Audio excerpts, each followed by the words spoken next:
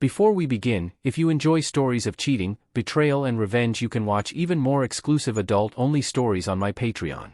The link is in the pinned comment below. My name is Walter.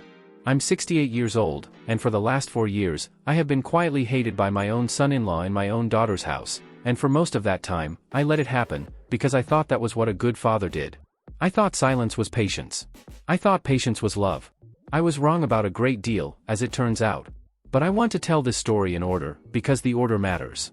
Nobody wakes up one morning and decides to humiliate an old man in front of his own grandchildren. It builds. It creeps.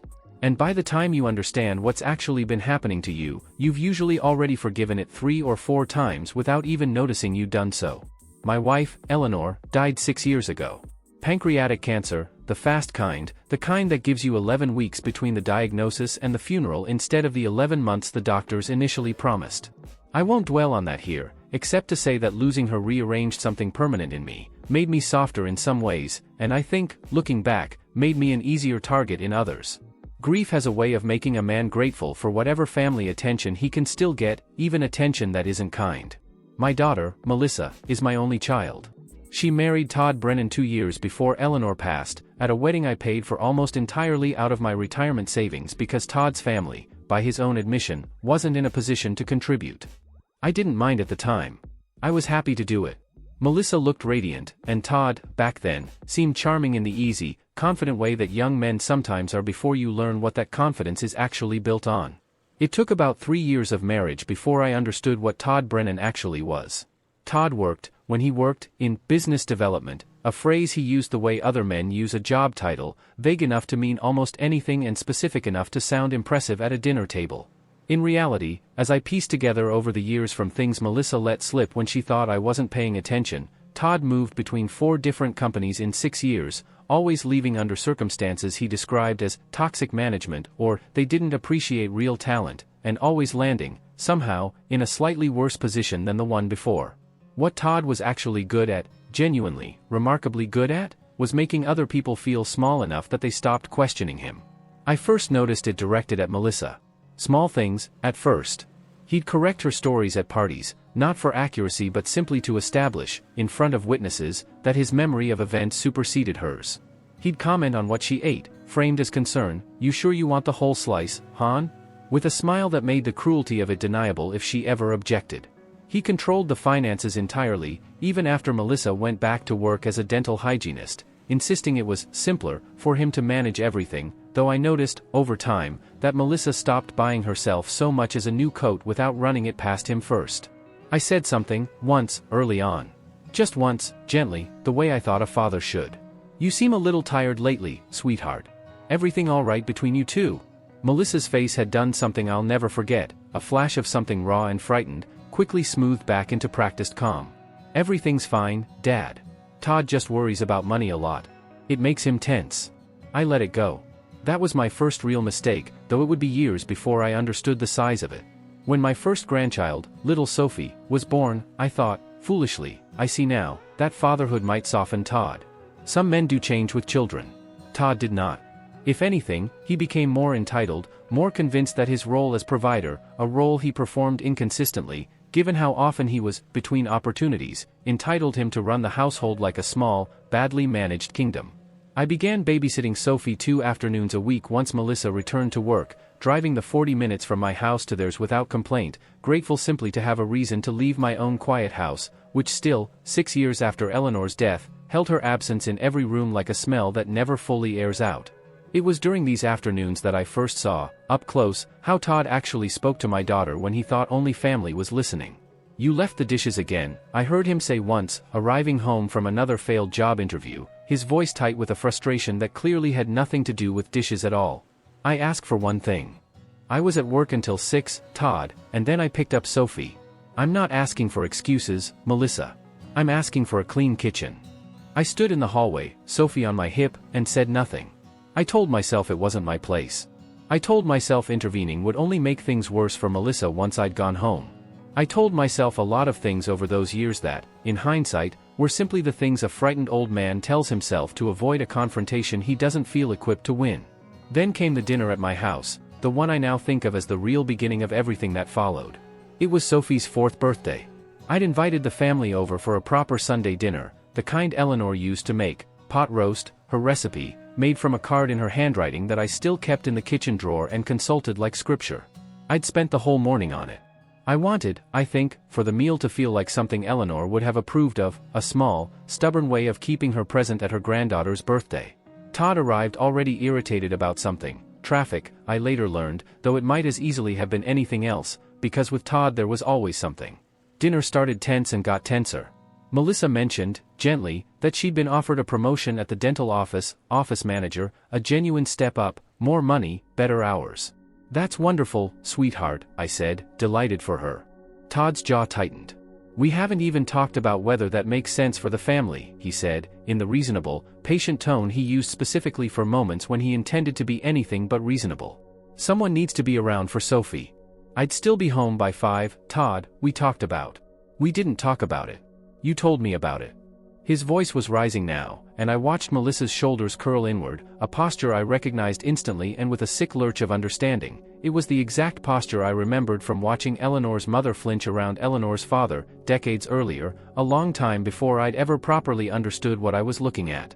Todd, I said carefully, it's a wonderful opportunity for her. Surely we can be happy for her tonight, at least. I meant it as a small peace offering, a nudge back toward the birthday we were supposed to be celebrating. Todd did not receive it that way. With respect, Walter, he said, and I remember distinctly that he'd never once called me Walter before that night, always Dad, performed with just enough warmth to seem genuine. This isn't really your business. It's between me and my wife. She's my daughter, I said, my voice steadier than I felt. And she's my wife. Which means her career decisions are a family matter for our family, not yours. The table went quiet. Sophie, 4 years old and blessedly unaware of the currents moving around her birthday cake, asked if she could blow out the candles yet. I said yes, gratefully, glad for the excuse to end the conversation, and told myself, once again, that I'd stepped over a line I shouldn't have and deserved the rebuke. I want to be honest with you, I believed that, for a long time afterward. That's the particular cruelty of a man like Todd. He doesn't just attack you. He makes you complicit in believing the attack was deserved. The dinner that changed everything happened 8 months later, on a Sunday I'd been looking forward to for weeks, the first time in months the whole family had agreed to come to my house together, Melissa, Todd, and now 2 grandchildren, since Sophie's little brother Ethan had arrived the previous spring. I'd made the pot roast again. Eleanor's recipe.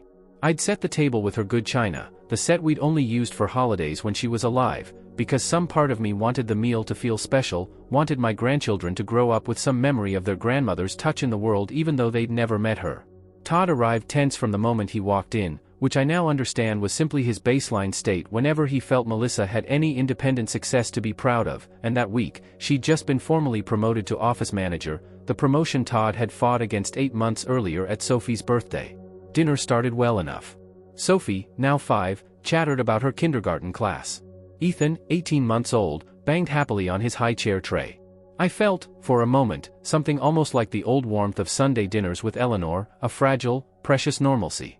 Then Melissa mentioned, brightly, that her office had given her a small bonus for her first quarter as manager, nothing extravagant, a few $100s, the kind of thing most people would simply be pleased about.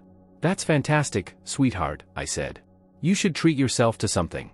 Eleanor always said the first thing you buy with money you've earned yourself should be something purely for you, not the family. I meant nothing pointed by it. It was simply something Eleanor used to say, and I said it, I suppose, because in some part of me I still spoke to her memory at family dinners, tried to keep her voice present in the room. Todd's fork went down against his plate with a sharp, deliberate clack. Or, he said, in a voice gone suddenly cold, she could put it toward the family expenses she's been complaining are too tight. Since apparently my job search isn't going fast enough for anyone's liking. Todd, nobody said that, Melissa started. You didn't have to say it. It's obvious. Every time I walk in this house, it's clear what everyone actually thinks of me. He looked at me directly then, something ugly surfacing behind his eyes that I'd glimpsed before in smaller doses but never at this intensity. Especially you, Walter. You've never once thought I was good enough for her. Don't think I haven't noticed. That's not fair, I said, and I meant it. Whatever my private worries over the years, I had never once said a cruel word to Todd's face, had bent over backward, in fact, to give him every benefit of every doubt I privately harbored. I've never said anything of the kind. You don't have to say it, Todd snapped, his voice rising now, loud enough that Ethan startled in his high chair and began to cry. "It's in every look. Every little comment about Eleanor's recipes and Eleanor's sayings, like I'm supposed to compete with a dead woman for approval in my own in-laws' house." The room went silent except for Ethan's crying. Melissa reached for the baby, her hands visibly shaking. Sophie had gone very still and very quiet in the way children do when they sense, without understanding, that something dangerous is happening among the adults around them. "Todd," Melissa said quietly, "please, not in front of the kids." "Oh, now you're taking his side." "I'm not taking anyone's side, I'm asking you to calm down. Don't tell me to calm down in his house, at his dinner table, defending him instead of me." Todd's chair scraped back hard against the floor as he stood, and for a moment I genuinely didn't know what he intended to do. What he did was reach across the table, grab the edge of his own dinner plate, and in one sharp, furious motion, sweep it off the table entirely.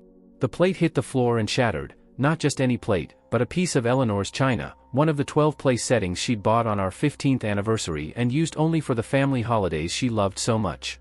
Gravy and pot roast splattered across the dining room floor, across the hem of Melissa's dress, across Sophie's small shoes as she flinched backward with a cry of alarm. For one suspended second, nobody moved. Then Todd, breathing hard, looked down at the mess he'd made, at his crying son, at his frightened daughter, at his wife frozen mid-motion trying to shield both children, and at me, standing now myself, my own chair pushed back, my hands flat on the table. "This is exactly what I mean," he said, his voice shaking with something that might have been shame trying desperately to reroute itself into anger before anyone could see it clearly for what it was. "Everyone in this family makes me the villain. I don't remember consciously deciding to speak. I only remember that something in me, something that had been quiet and patient and endlessly, foolishly accommodating for 4 years, finally, simply, stopped being patient. "Get out of my house," I said. Todd blinked at me, genuinely startled, I think, because in 4 years I had never once raised my voice to him, had absorbed every slight and every cold comment with the studied neutrality I'd mistaken, until that exact moment, for good parenting. "Excuse me? You heard me. Get out of my house. Now. Before I call the police and have them explain it to you instead." "Dad," Melissa started, her voice thin with fear, though I couldn't yet tell, in that moment, whether the fear was for Todd's reaction or for what would happen to her marriage if this dinner ended the way it was clearly about to end. "You don't get to throw dishes and scare my grandchildren in my house," I said, my voice steadier now, something cold and clear settling into place behind my ribs where the old, exhausted patience used to sit. "Not tonight. Not ever again." Todd's face went through several expressions in quick succession: shock, something like calculation, and finally a kind of contemptuous dismissal, as though the whole scene were beneath him rather than caused entirely by him. "Fine," he said. "Fine. We're leaving. Melissa, get the kids." Melissa looked at me, and in her eyes I saw something I hadn't seen in years, not fear, exactly, but a kind of desperate, silent question, as if she were asking whether it was actually safe to leave, whether standing beside her father was a betrayal or a rescue. I didn't have an answer for her in that moment. I only had the certainty that I could not, would not, let this continue to happen at my table, in front of my grandchildren, under Eleanor's memory watching from every framed photograph on the wall.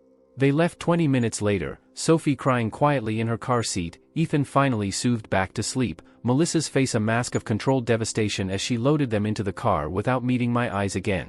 I stood alone in my dining room afterward, surrounded by broken china and cold pot roast, and for the first time in 6 years, I found myself talking out loud to Eleanor's photograph on the sideboard.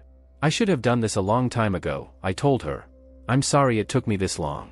I didn't call the police that night, though I'd threatened to. What I did instead, over the following week, was something I should have started doing years earlier. I began, quietly and deliberately, to understand exactly what I was dealing with.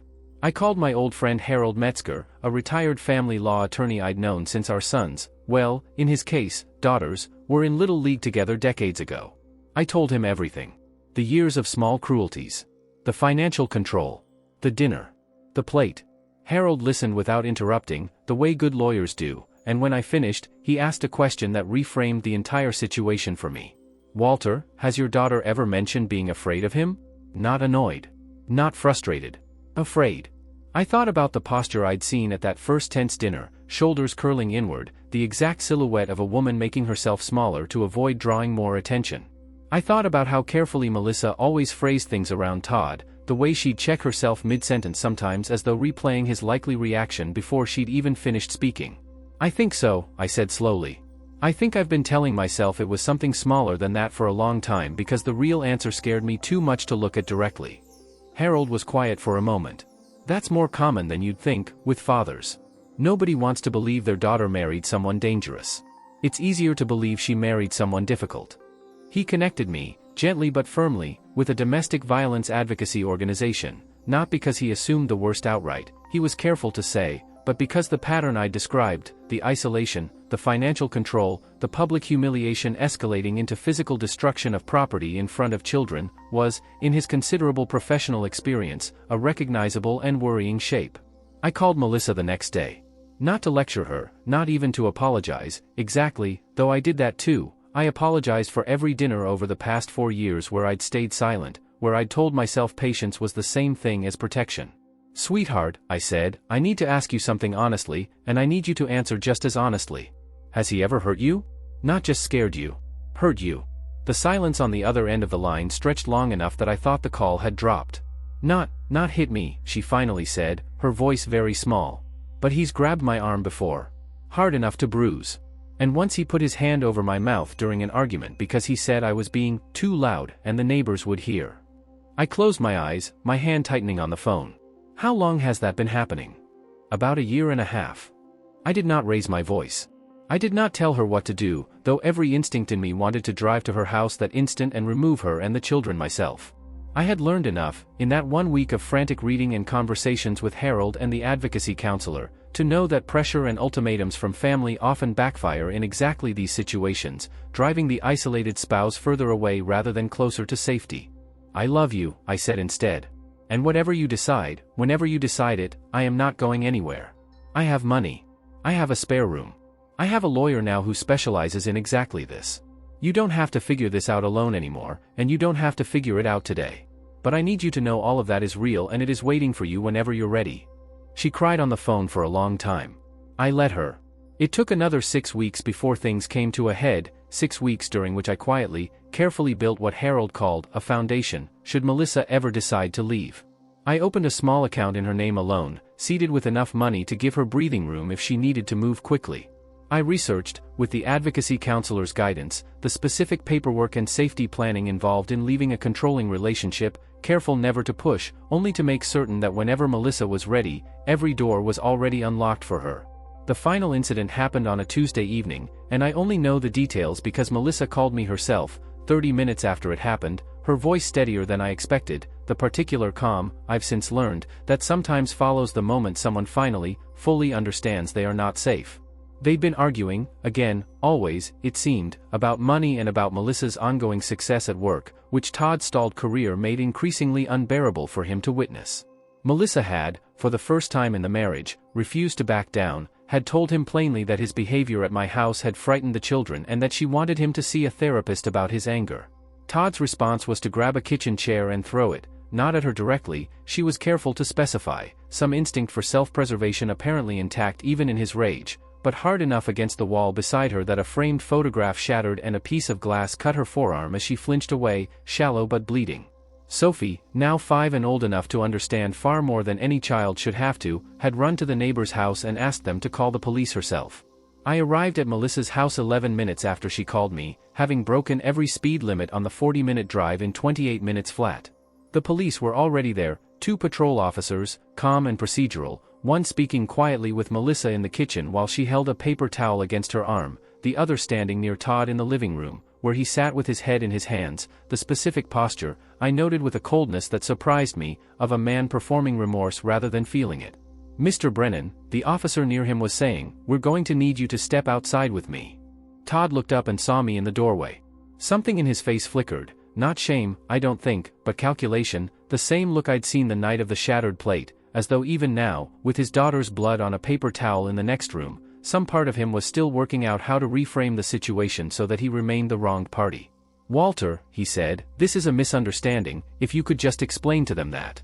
"I have nothing to explain to anyone on your behalf," I said, and walked past him into the kitchen, where my daughter and granddaughter needed me far more than Todd Brennan needed my intervention. Todd was arrested that night on charges of domestic assault and reckless endangerment, given that a child had been present and a piece of shattered glass had caused injury. He spent the night in county holding and was released the following afternoon on his own recognizance, pending a court date, with a temporary protective order barring him from the family home. What followed over the next several months was, I'll admit, the part of this story that gave me the least satisfaction and the most exhaustion, the slow, grinding machinery of the legal system, moving at its own indifferent pace while my daughter and grandchildren rebuilt a life in the spare bedroom and converted den of my house, which I'd hastily furnished with 2 twin beds and a rug covered in cartoon dinosaurs that Sophie picked out herself at the store, delighted despite everything by the novelty of camping at Grandpa's. Todd hired a lawyer of his own, predictably, that lawyer's first strategy was to attempt to paint the entire episode as an isolated incident, a single lapse in an otherwise healthy marriage, a chair thrown in frustration rather than in violence. I sat beside Melissa through 2 separate depositions where Todd's attorney attempted, gently but persistently, to suggest that Melissa herself had provoked the argument by refusing to let things go, language that made my jaw ache from clenching it throughout both sessions. But Harold, representing Melissa in the divorce and custody proceedings, had done what Harold always did, meticulous, patient preparation. He'd subpoenaed Todd's employment records across all 4 of his previous jobs, uncovering 2 prior incidents flagged in HR complaints involving aggressive behavior toward colleagues, both quietly settled with severance rather than formal termination, both details Todd had never mentioned to Melissa or, apparently, to anyone. He'd obtained the police report from that Tuesday night in full, along with photographs of Melissa's arm and the shattered glass.